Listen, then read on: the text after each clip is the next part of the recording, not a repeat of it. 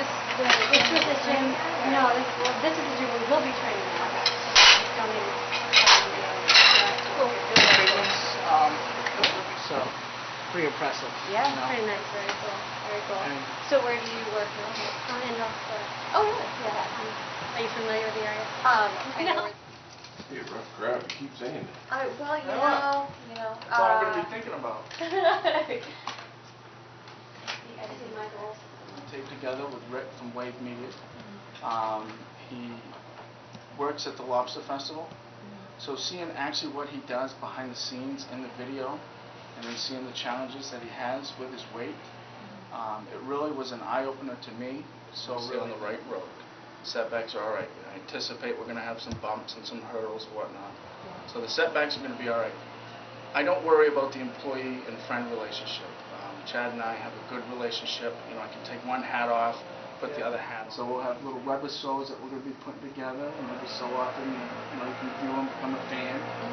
It's going to be a lot of fun. The whole right choice challenge is, you can compare it to pretty much anything. It's about making the right choice in life. So it's a second chance. It's a right choice if you want to quit smoking, or if it's an alcohol addiction or a drug addiction. You've got to make that right choice. It's not just weight. We're focusing on weight right now, but where we take this, it's unlimited. Let's talk about your background, sir. How on earth did you get into the circus business?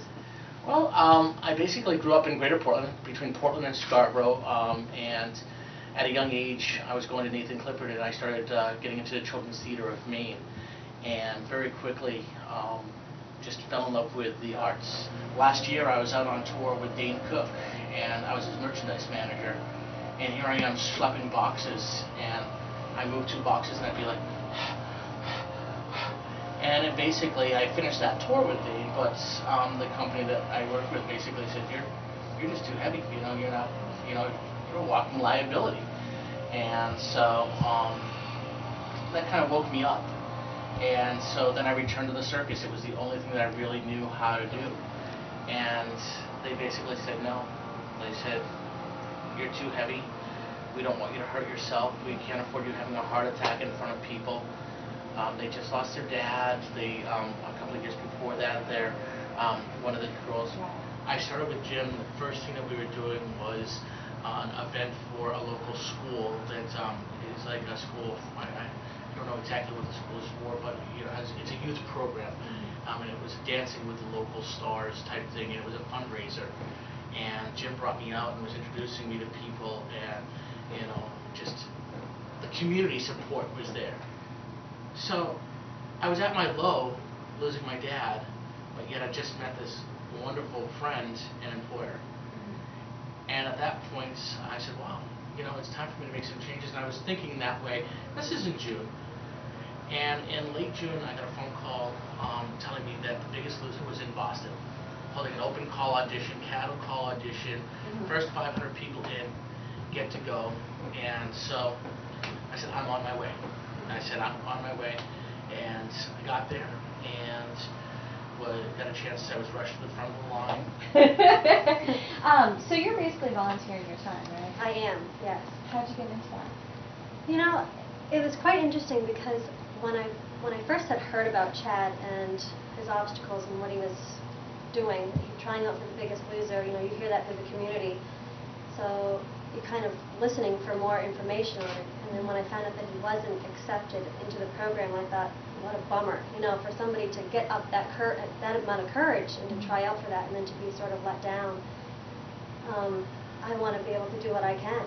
And to be honest, I was quite shocked that none of the other trainers in the area had either heard about him or had reached out.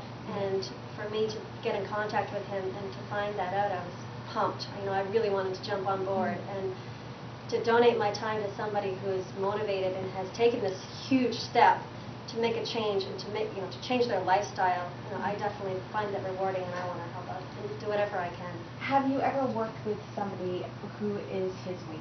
Never. And how do you take on that challenge? I mean, you can't approach it the same way as... Absolutely not. This is going to be completely different to what I'm used to. I'm I'm geared up for the challenge. I mean, the research and education and my background, I mean, I know, you know, the majority of his body weight. We could do chair exercises where he's doing arm raises, leg extensions. So nothing that you see on The Biggest Loser. Well, not to start, you know, I mean, Yeah.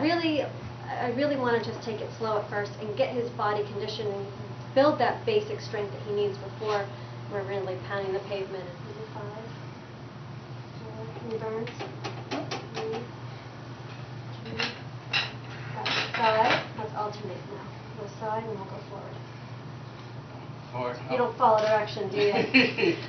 This is going to be a challenge. I'll do 3 more. 1, 2. Okay, now let's go overhead.